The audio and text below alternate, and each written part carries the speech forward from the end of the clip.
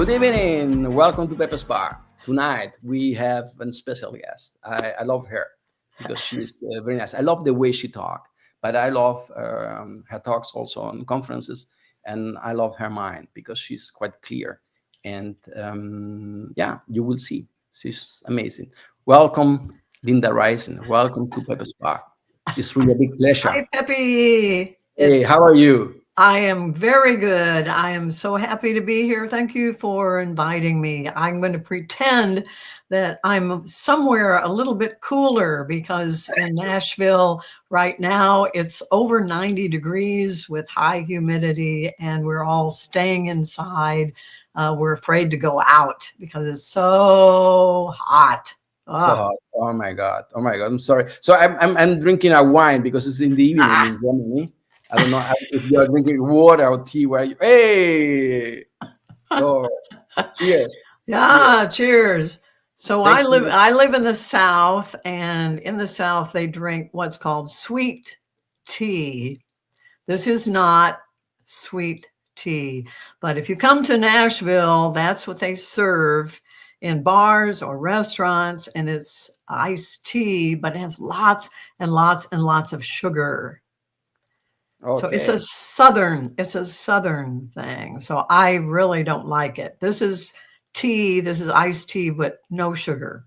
Yeah. Okay. Okay. That was surprised that it was with a lot of sugar, but it's okay. I mean, I know that when I've been in the US, especially if you eat a piece of cake, there are always a lot of sugar there. So sugar is a main dish there. Yes. Yes. Very sugary, I think, compared to the chocolates and cakes in Europe. There is a difference. There is a difference. Yeah. There's a definite leaning toward very, very sweet things, which is not healthy. Not healthy. So, Linda, my dear, who are you? Because I know you, but there are a lot of people around the bar looking at you and say, "Who's Linda?" So I can share a couple of surprising things that most people don't know. That the first is I do live near Nashville, which is Music City. And my daughter lives here. That's why we moved when my husband retired. But that I'm a musician. I know that. And my husband and I direct several little orchestras in our community, and we perform at various venues. We just finished, we're working our way through history. And so we just performed a concert with music from the 1930s. So the 1930s were a disturbing time for the whole world, a little bit like now. That there was a global depression. People weren't sure what was going to happen. Farmers lost all of their property because of the Dust Bowl. But in the middle of all that, people still had music. So if you look at the music from the 1930s, you see a lot of amazing things that were upbeat and optimistic. People still wanted to dance. They wanted to sing. They still went to movies. At the time, they were just starting to come out with color movies.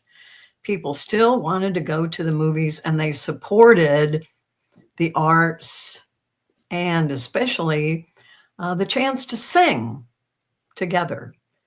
So I think it's a lesson for us today that, yeah, we might think things are pretty bad, but we should also not lose sight of the arts, singing, dancing, celebrating, sharing with each other.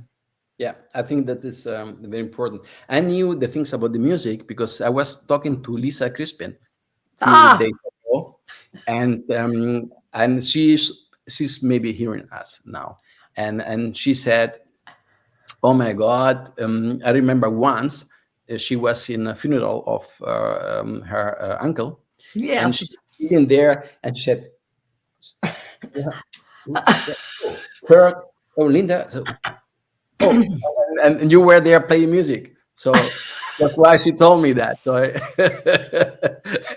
That's so strange because I didn't connect Lisa Crispin, yeah, with the John Crispin that I knew in Nashville. I never connected them. And it wasn't until we were at the I funeral mean, yeah. I mean, in Crispin is a front. very common name. Crispin is a very common name in the US.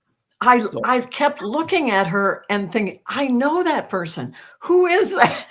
And I couldn't put her in that church. In that, it just, my brain would not sort of put those two things together. It wasn't until about midway when I realized, oh, of course, that's Lisa. Oh my goodness, what is she doing here? Oh, of course, Lisa Crispin. She must be related to John Crispin, and it turned out to be her uncle. It was, I mean, astounding, really. yeah. That Lisa, wow. Lisa say hi. She's from the back. She said hi. Wonderful. I love Lisa, and I love she's always taking care of animals. She has all of these wonderful animals. So I've known Lisa for a long time. We spent some time together in various venues, giving talks together and spending time doing a little sightseeing. I really, really miss seeing her. She's awesome. So hi, Lisa. It's nice. So one important thing about you is, I mean, music is one of that. The other part that I really like very much, and I've tell that many times. The story. I remember the first keynote that you did at the Agile Testing Days, and it was a very good one. And I remember that you spoke about the Nazi time in Germany. It was part of, because you were talking about the brain, and I was there, and I was saying, okay, let's see how she goes now from there to the topic, because I was surprised. And you did it so nicely and so good. And I said, wow, because the main thing of you, and that's the thing that I like, is that you talk about the brain. Why? Wow. So I think I had a lot of beliefs about thinking and about how people come to reach a conclusion or a solution. I had a belief about that for most of my life that turned out to be wrong. And when it was totally accidental, I happened to read a paper, because I still read papers. I'm a scientist. That I read a paper that showed pretty clearly that what I believed about how people think was wrong. And I had to turn everything upside down to say everything I have believed about how people think is wrong, because I used to believe that people used facts and evidence and science. And if you had a nice logical argument, if you had your facts straight, if you knew what you were talking about, then that was enough. That was convincing. Other people would hear that and they would say, oh, clearly I was wrong. You are convincing me because you have your facts in a row that I have this backwards. And so now I should believe what you're trying to tell me. And that is not how it happens. I was wrong. So now I'm trying, even after decades and decades, it's been a long time, I'm still trying to understand, how do people think? How do their brains really work? What is it that we can do to talk to each other? What is it that we can do to maybe convince or move people? Or I guess a word that we could use right now is influence. How do you influence people? There's science there, but it's so hard to do. But it seems like nowadays you don't influence people by facts. No, I don't. I still have struggled with that. I struggle with that because I have so many years of believing in it. But now I know the way to convince someone else is to tell them a story. And you have to tell them a story that speaks to whoever it is that they believe they are. So I have a talk that I give about elephants. I love animals. And so this is how do you talk to the elephant? So that Chip and Dan Heath wrote a book called Switch a long time ago. And in it, they use the metaphor that Jonathan Haidt said, your brain is like a little tiny rider on top of a big, giant elephant. And you might think that you would talk to the little tiny rider who's the logical, conscious part of the brain. But really, all of your decisions are made by the elephant, the big, strong, powerful, emotional elephant. So if you want to make a difference, you have to talk to the elephant. That's a metaphor I use all the time, especially if I'm talking to my neighbors about politics. I imagine I'm talking to their elephants, and I want to tell them a story. I want to tell them a story that their elephant is interested in, wants to hear, believes in, and will ultimately, perhaps, maybe go in a different direction. Yeah. Good luck. But it works. It works. Yeah, of Yes. course, of course, Yeah, of course. it works.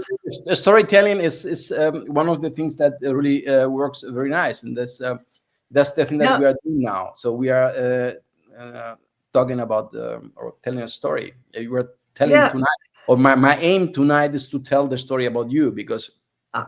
I mean, you told me 10 minutes ago your age. I will not say it now again. 83. 83. 83. So Yeah. the other thing a lot of people don't know is that I have a lot of education. I know. I in was my- surprised because I yeah. prepare for my talks, and I'm sorry. So you became a bachelor when I was just born. But that Your was first just my bachelor. bachelor's degree. That was 1963, and it was in chemistry. Yes, I It was was in born in chemistry. 64. So Yeah. But and after then that, I have a master's degree in mathematics. I started to work on a PhD in mathematics, but I never finished that one for a lot of reasons. And then I moved over to computer science. I have a master's in computer science. And then I did go back to finish my PhD. And a good message for anyone who's listening who might be discouraged, who might feel, oh, I'm too old to change. I'm too old to learn. I've been doing whatever it is I've been doing all my life. I can't now that I'm so old, I can't do something different. So when I went back to get my PhD in computer science, I was 46. nice. And my goal was to finish by 50. And And I did it. I did it. congratulations. I did my defense of my PhD 1 month before my 50th birthday. Congratulations. And at the time, there were a lot of people who said, you are crazy. What are you doing going back to school at 46? You are too old. But now at 83, I can say that was 33 years ago and I'm still working. Yes. But many people don't see that, and I think I think that the main problem is, from my opinion, is if you look back, even yourself, if you look when you was a child, and you look at people who were 50 or 60. So they looked very old. Yes. I think that the main problem was that the people that we knew, in my case, was that they didn't use the brain to work. They used the body. And when you use your body, you age quicker, you know? There are a lot of things that cause people to age quicker. I live in a retirement community. We moved here when my husband retired. He did get tired of working and he said, no, I want to do something different. And it's obvious. You can talk to people who live here. We have 1,000 homes, so 2,000, 3,000 people. So it's a pretty big sample size. And you can tell there's a real difference between somebody who lived a certain way, what they are like now when they're 60 or 70 or 80 or 90, and what other people who are the same age, what they're like. There's a real difference. And it boils down to a handful of things. But yes, you're right. Someone who has had a certain kind of life at 46, they're going to be older, if we could say that, I guess, older in a way than someone else who's 46. Yes, 46 is not 46. Yeah, I mean the body doesn't forget. No, No, that's my point. But I would like to go back to you. So when you talk about your young time or youth till you get your PhD, but how was the time before? Because you were born in 42, okay, 1942. yes. Okay, so and how was the time? Because I think it was. I mean, after the depression time, so US start to grow a little bit. So there was some movement. How was the time? How was your childhood? My childhood, I think, was very good because someone rescued me. My father was pretty much unemployed most of the time. He had a lot of physical illnesses. He was trained as a machinist and he had to stand up. And because of his physical problems, he wasn't able to work as much as he should have been able to. So it was really my mother who kind of held the family together. And we eventually moved to, I was born in Chicago, as you know, because I celebrated a birthday in Chicago. You remember that? Yes. Yeah, we gave you a cake. It was wonderful. Woo, that was an amazing. It was a surprise. It was. Yes, it was a surprise. But the big influencer in my life was my Aunt Vern, who's no longer with us, because she was a teacher. And because of her, I learned about books and I learned about music. So that's where I think I got a lot of my direction, was the magic of books. We didn't really have very many in our house.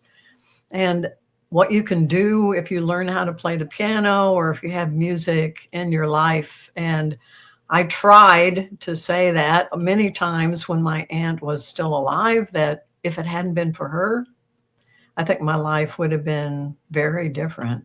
So I owe a lot. I owe a lot to my Aunt Vern. Yeah. That's nice. Yeah. Do you think that if she look at you now, I don't know, is she still alive? No. I don't know. No. So did she knew or so what you have achieved? Yes. And I got to see her right up until the time she passed away. And so, yes, she knew what I was doing. I think she was very proud of me. I tried to tell her that I thought she was responsible for a lot of what I did, that I think she's responsible for my love of learning, for my looking at lots of different kinds of things, because she certainly did that. So yes, I was able to tell her that. That's nice. No? Yeah. I think we all have that. There isn't anybody who's ever been born who could say, I am what I am because of me. That we all had someone, whether it was a parent or a grandparent, an aunt or an uncle, a teacher, someone who had an impact, and that made all the difference. Yes. Mm. So what we should be worried about, I think, are children who grow up without any hope of having someone like that. For whatever reason, they're in a very bad situation and they don't have anyone who can make a difference in their lives. Because if you don't have that person, and all you need is one, Yes. if you don't have that person who can show you, then I think sometimes it's maybe even impossible.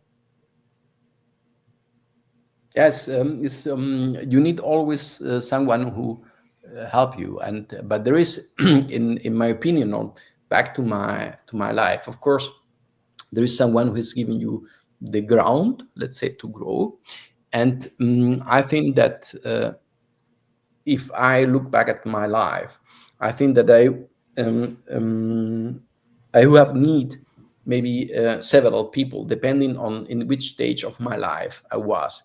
Because, for example, I grew up. My father died when I was very young, 7, and I grew up with a cousin of mine and her husband, and they are my parents, let's say, in that way.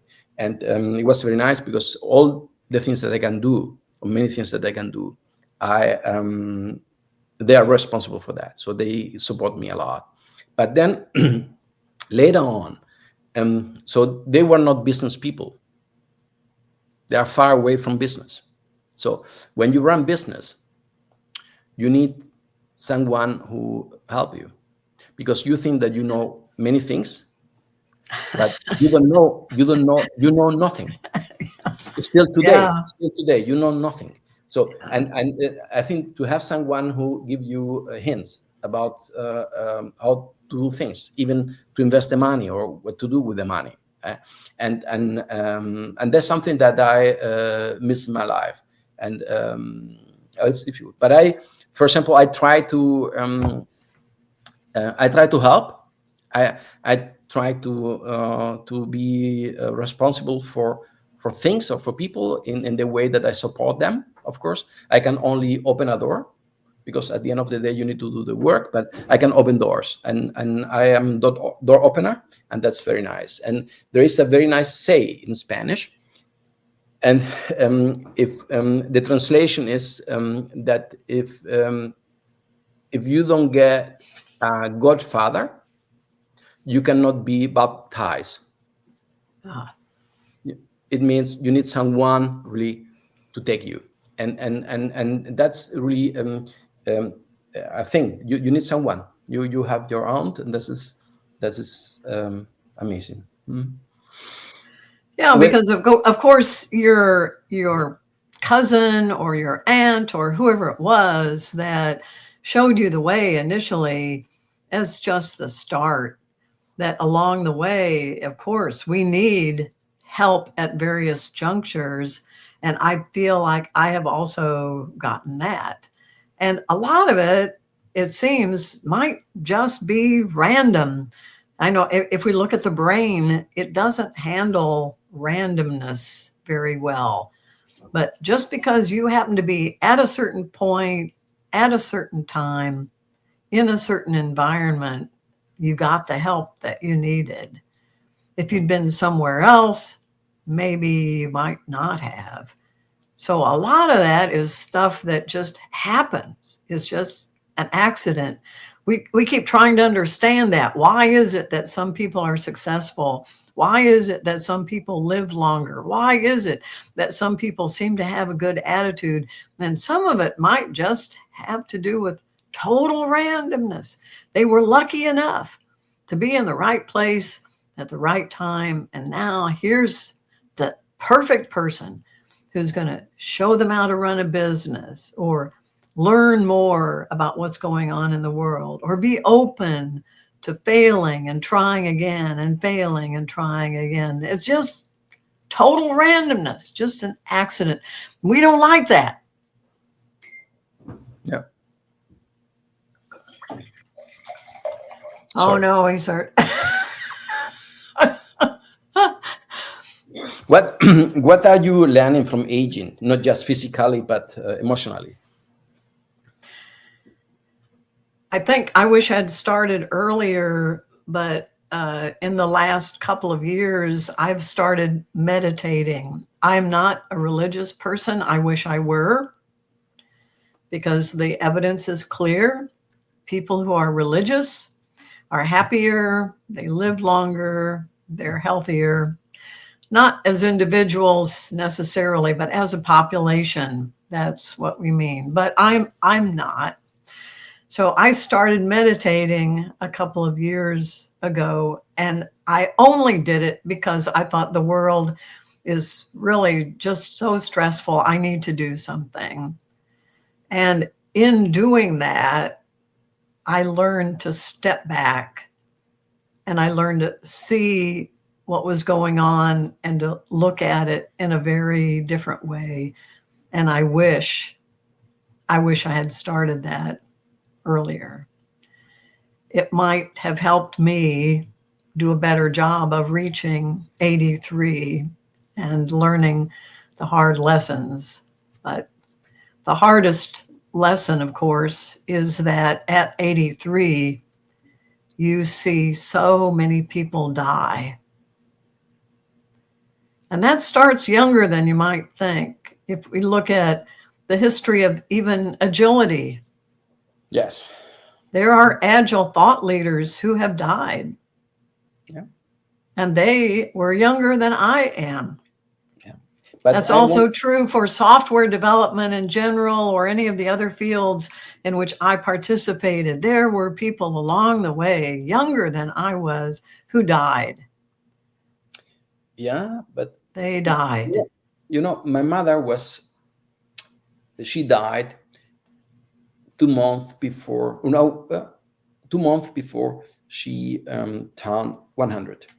Wow. Yeah. Wow. And and she only lost the mind the last 3 years.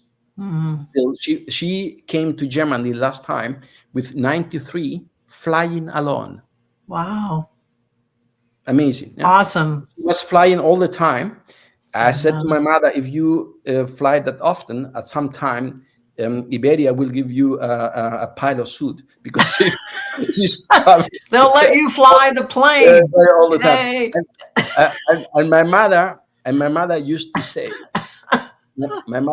say, for dying, you only need one thing. It's to be alive.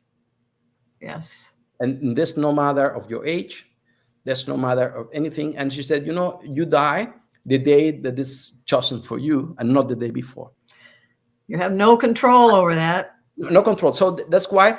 And she was always, even when she got breast cancer, when she was 82 or something like that. And she said, no worries. So I will go through this. And if this is going to be the last thing that I do, that's okay too. So she was, in that sense, she was very nice. So, and for myself, I see, for example, people who study with me, they start dying too. And you see that dying is a topic, and also religion. So I also don't believe, and I always say that I am jealous of people who believe, because I cannot. Yes. And yes. And the thing is, and in my from my experience, there are two different kind of people who believe. There are the people who really believe, and they behave in that way, even away from their communities. And that's the people that I like. And I said, oh my God, I want to be like you if I could, but I can't. And there are other people who think that they believe, and they are whatever religion, but as soon as they go around the corner, they behave in another way. So, and that's not religion, that's not belief, this is opportunity, or whatever you want to call it. So yes. and I mean, I guess from the story, when you was a child or whatever, um, you need to go to the church, or your family, or there was, or the church or the religion was not a topic in your community, in your house. No, that is right. We did go to church, but we were in the other category. So I know those categories very well. The people who just go. And I will have to say that when we moved to Tennessee, I was concerned because this is in the South. The South in the United States is a little different. I'd never lived here before. I'd lived in many different places around the world, but never in this little corner of the United States. And I will have to say, there are a lot of people here who are in your first category. They live it. For them, religion is real. Yeah. And I've seen that for myself in working with a lot of nonprofit organizations in and around Nashville. One of the groups I support is called Habitat for Humanity, where people come out and build houses. They physically take hammers and nails and wood, and we build houses. Jimmy Carter was a big supporter of Habitat for Humanity, and he helped build houses until well into his 90s. And people come out on a weekend in their spare time when they have other things to do, and they donate. They donate their time, their energy, their money to build a house for someone who doesn't have a place to live. Yeah. And I have seen that over and over and over. They are there because they believe. They believe. They believe they should give back. They should give to someone else who needs a home. Yeah. They live it. Yeah. And that's for me the thing that I say. I mean, I am jealous of these people who believe in that deep, and they do that because I do not believe. I'm sorry if there is any God there. I'm sorry, but I do not. We talk a bit about dying. What happens when we die? So for me, I have an answer for that. One of the things that happened during COVID is that I had to stop exercising in the gym. I'm a believer in exercise. I have always exercised. And so I was forced to do something else instead, which is walk outside, which I consider kind of a second class exercise. I didn't really think that was enough just to go walking. And in walking, I started looking at trees. So I have a talk now. You can probably find it somewhere on YouTube. Just search on Linda Rising Trees. And I developed a talk on trees because what I learned was the trees talk to each other. They communicate underground via a collection of very small organisms called fungi. So the trees are all linked together and they send messages back and forth. If they need help, if they need extra nutrients, they ask from their neighbors. They say specifically, I need more calcium. And the neighbors, if they have it, will give it to them. Okay. So there's a lot of scientific research that backs this up. And so I thought, these trees are so interesting. And I started to learn more about trees and how they communicate. And I wondered, are there benefits? Do the trees help us? Are we receiving something from the trees? And the research around that is astounding. That the answer is yes. We do get something from trees. They've done randomized controlled experiments with people in hospitals who have had serious surgery. And they put the control group in a room that cannot see any trees. And then the treatment group in a room where they can look out a window. They're not outside, of course, but they can see trees from their hospital window. And the differences between the two groups is statistically significant. Those who can see trees get better faster, require less pain medication, require less anxiety medication, sleep better. Any measure you want for someone who has to spend time in a hospital after surgery is better if you just have the chance to look at a tree. So there are so many studies that show so many benefits. But I thought, well, okay, this is great evidence. I love it. I created a talk about it. I tied it into Agile development, which takes a long, how is this all going to fit together? And then I went to see my internist for my regular checkup. And my only health issue, at least until recently, was osteoporosis. I've never weighed a lot. And if you're below a certain weight, and as you get older, your bones start to show the problems there. They begin to fall apart and you don't deposit as much calcium. And I had been doing everything I could think of. I was taking medication. I did my weightlifting. So after I learned all about trees, I went to see my doctor, and she said, we're going to measure your bone density just to check up, see how you're doing.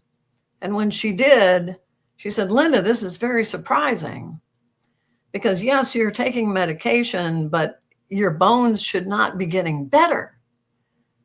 The medication keeps your bones from getting worse. That's the best you can hope for. But for some reason, your bones are getting better. Wow. What are you doing differently? I thought about that. The only thing I could come up with was I'm spending more time with the trees. She said, you're doing so well. I'm taking you off this medication. Whatever you're doing, keep on doing it. That was 4 years ago, and my bones keep getting better and better. Wow. So I thought, I must do something now for the trees because they're helping me. So my husband and I found a green burial spot in the middle of Tennessee. It's run by Nature Conservancy. Everything is natural. There's no embalming, there's no calming, there's no headstones, nothing. You are simply wrapped in linen and put in the ground. And if you want to, you could have a tree planted to mark your grave, because otherwise there's no headstone. No one would know where you are. So I know what's going to happen when I die. I'm going to become a tree. I think maybe a red maple. Wow. Okay. Yes, I'm going to be a tree. That's very nice. It's a very nice story. And it's true. If I'm still alive, because you never know, we talk about the dying. If I'm still alive, maybe I come by and sit there with you, drink a coffee and talk. Yes, absolutely.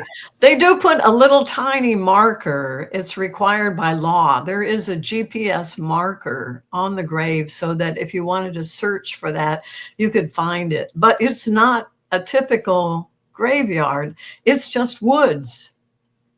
It's just trees. It's just wildflowers. Okay. So if I understand you, there is no life after life? I don't. Well, I'll be a tree. The tree is alive. True. And who knows? Who knows? Some of the trees that are in the Nature Conservancy site have been there for hundreds and hundreds and hundreds of years. Trees live much longer than we do. And some of them are the oldest living things on the face of the earth. Yeah. Yeah. What have you let go of, not in sadness, but in peace? Well, my husband and I are semi-serious bike riders. And every year we take a bicycling vacation where we spend a week or more, depending, seeing a part of the world. When we were living in Europe, we traveled all over Europe on our bicycles and rode hundreds and hundreds and hundreds of miles. And now we just can't do that. Why not? We don't have the stamina. We have too many injuries. I had a torn meniscus one year. My husband had another injury another year. Every year there's something that keeps us from doing an extent. We still ride. Okay, we still ride. We just can't ride as far. Okay. We because, can't. Because there are tricycles. Oh yes, yeah. No, we can still ride our. We can still ride our bicycles. Electrical ones. Yes, yes. That you can ride 120 kilometers. Yep. So, yep. No, we can still ride. We just can't ride as far. So at one time we were pretty serious. We did a lot of training. We used to compete. I've actually raced a little bit on bicycle. And I can remember riding with someone once a long time ago. And he said, I think I'm going to stop riding. He said, I can't stay at the front anymore. He said, I always wind up riding in the back. I just can't keep up with the faster, younger guys. So I'm going to give it up. And I thought, well, we're all going to reach that point at some time when we can't be at the front. We're not going to be the fastest. We're not going to be the best. We're not going to lead the pack anymore. And if that's the only reason you're riding, then I think you're missing out a lot. It's about the joy of riding. It's about being on the bike. It's about doing what you can do. It's about, talking to the people who are riding with you, whether they're at the front of the pack or not. And I think that made such an impression on me that even now, when I can't ride the way I used to, I'm okay with that. I let it go. Yeah, but there is a lot of people that see many things as a competition. They see that, and that I'm far away from that.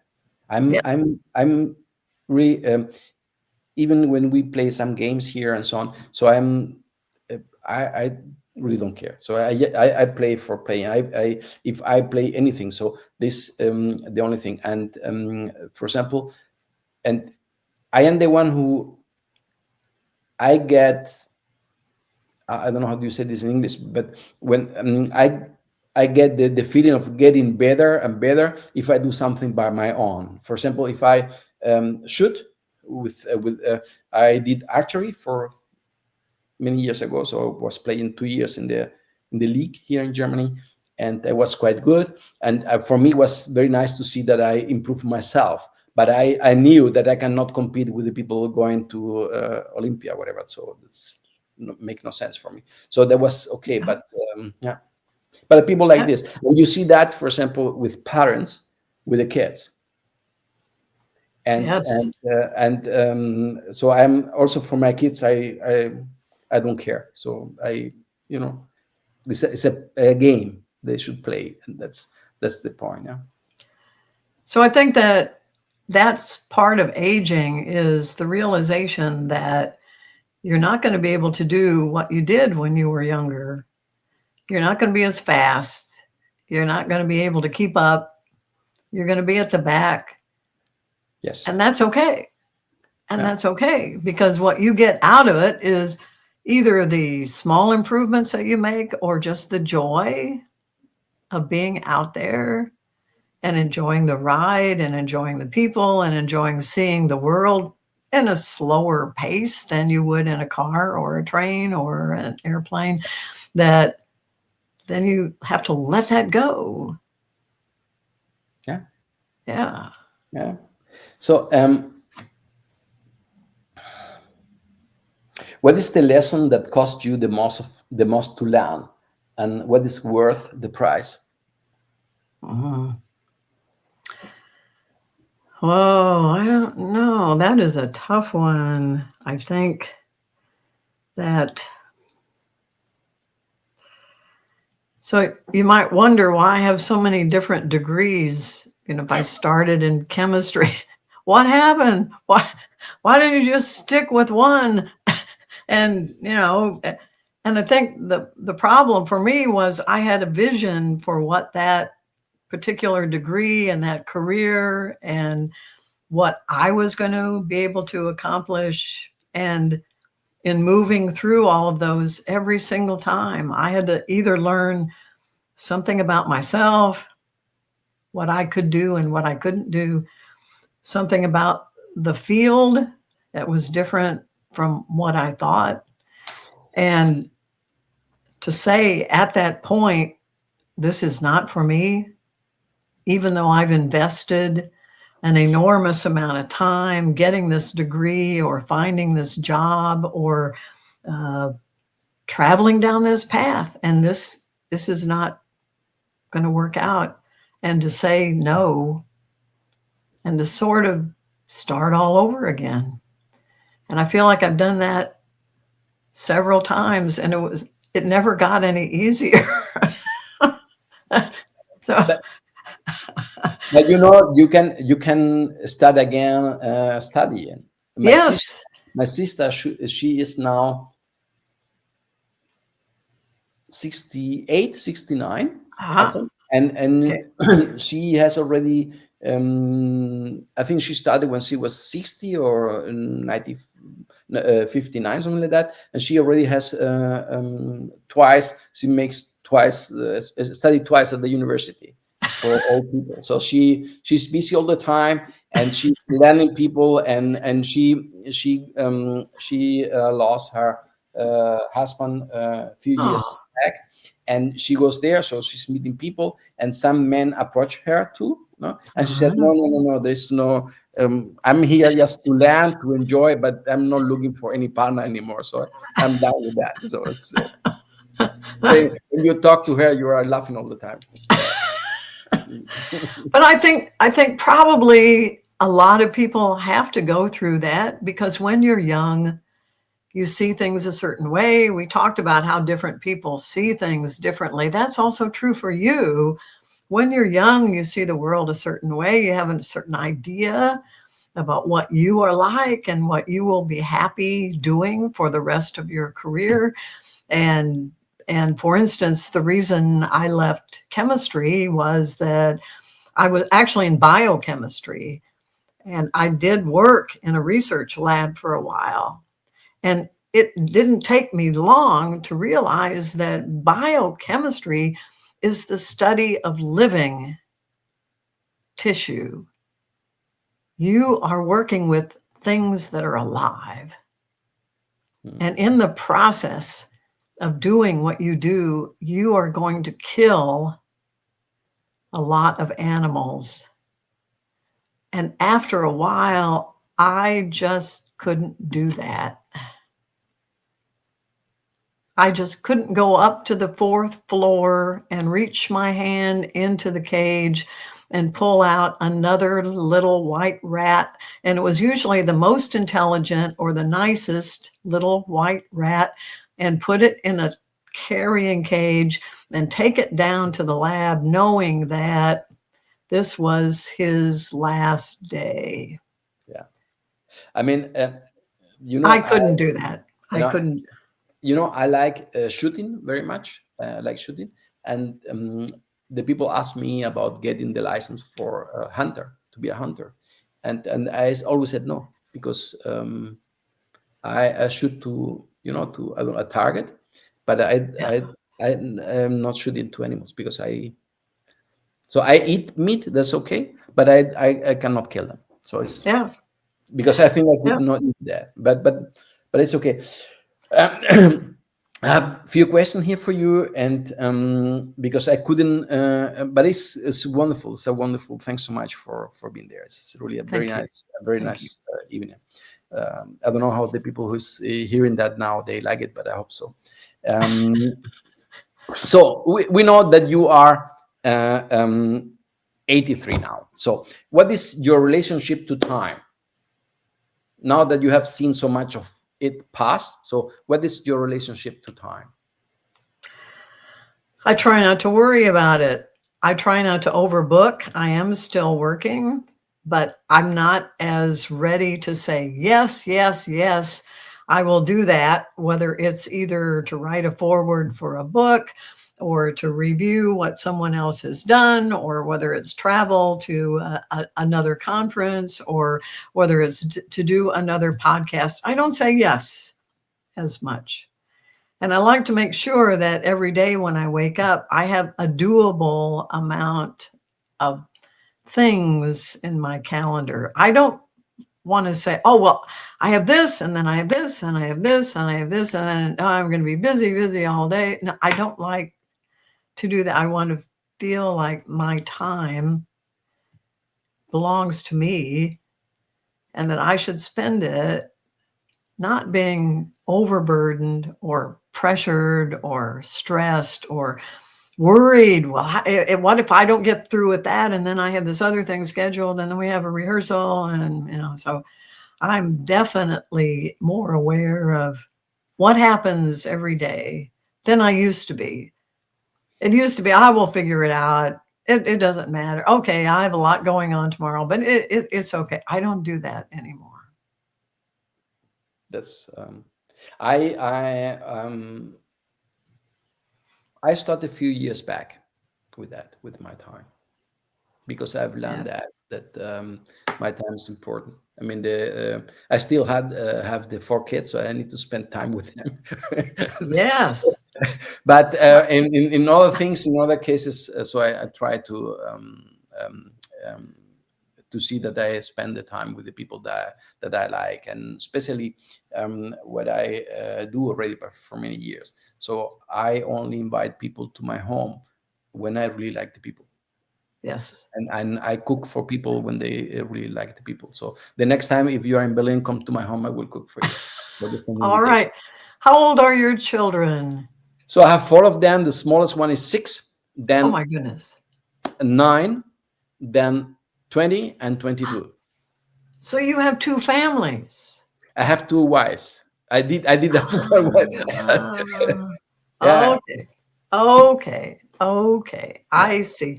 So you really only have two at home.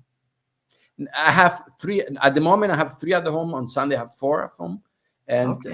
normally 2 are all the time here. But because my son is studying in Spain, and that's why he's there. But when he's not in Spain and not in holidays or visiting friends or whatever, is here. And my daughter is mostly living at the moment with her boyfriend. So Okay. it's more or less. So theoretically, she's living with my ex-wife, but she's not there for month. But she thinks that we don't know that, but it's okay. Yes, of course. Of course. Yeah. Wow. That's amazing. You are amazing. Yeah. So I have, um, I mean, I know you are, I've met you the first time, I think it was 10, 12 years ago, maybe longer. I don't know. I can recall when you were there the first time. And few days ago, I read a sentence and I said, if it's also to you. Um, it goes like that. So Robbie Williams, not the musician, but the actor, said once, everyone you meet is fighting a battle you cannot see. Be kind always. Is this one of the reasons you are like you are?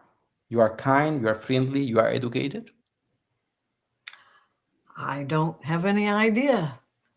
I do know that when we moved to this retirement community, I became aware of the battle that everyone is fighting, because everyone of a certain age is fighting a battle.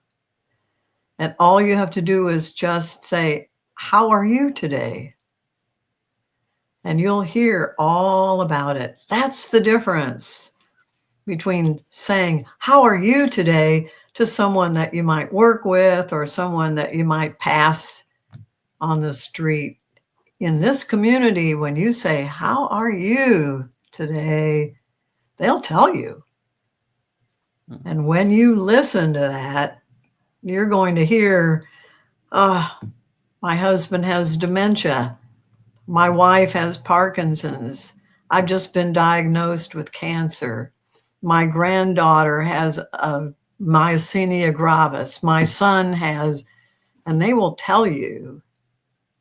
And when it all comes out and you realize every single person here has that story, has that report, has so much going on that's sometimes totally overwhelming. How do you manage all of that? How do you get through the day? It makes you appreciate the fact that you're healthy, the fact that you're still working, the fact that you still have your spouse in your life, that you still love each other, that you still have a family, that you still have friends. Just those simple things make a huge difference for all these people and all their suffering. Yeah. We are almost with the time over, so no one tell us to stop. But I have three, 4 questions for you, and the first one is, what do you consider your greatest fortune? I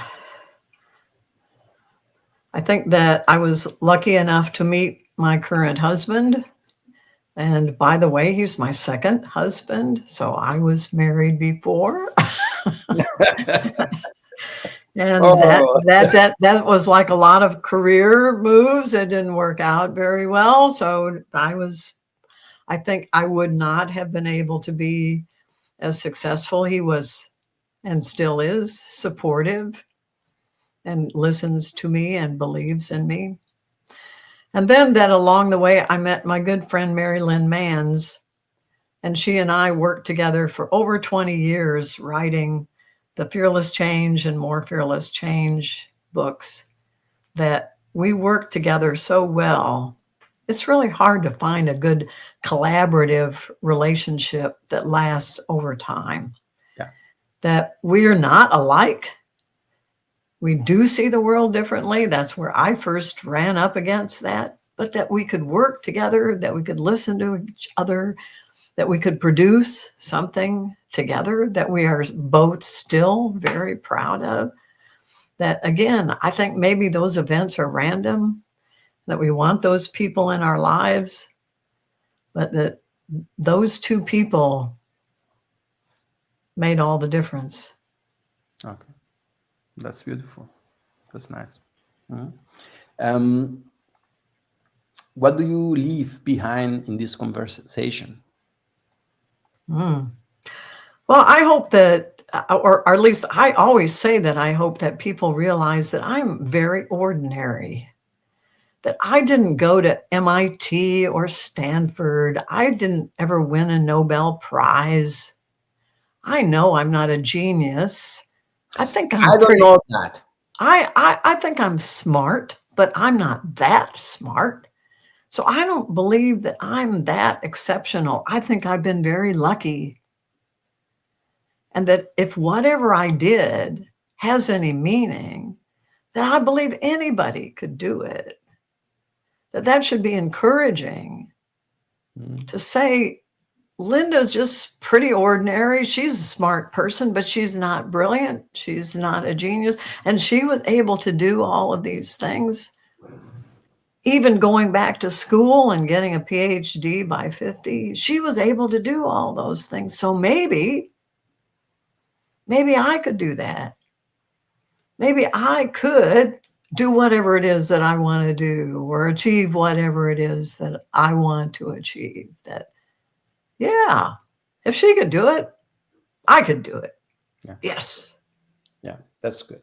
When I what I take from this conversation is that I get the impression, but I think that I had it before too, that if you look back to your life, I think that you are very happy with the result, right?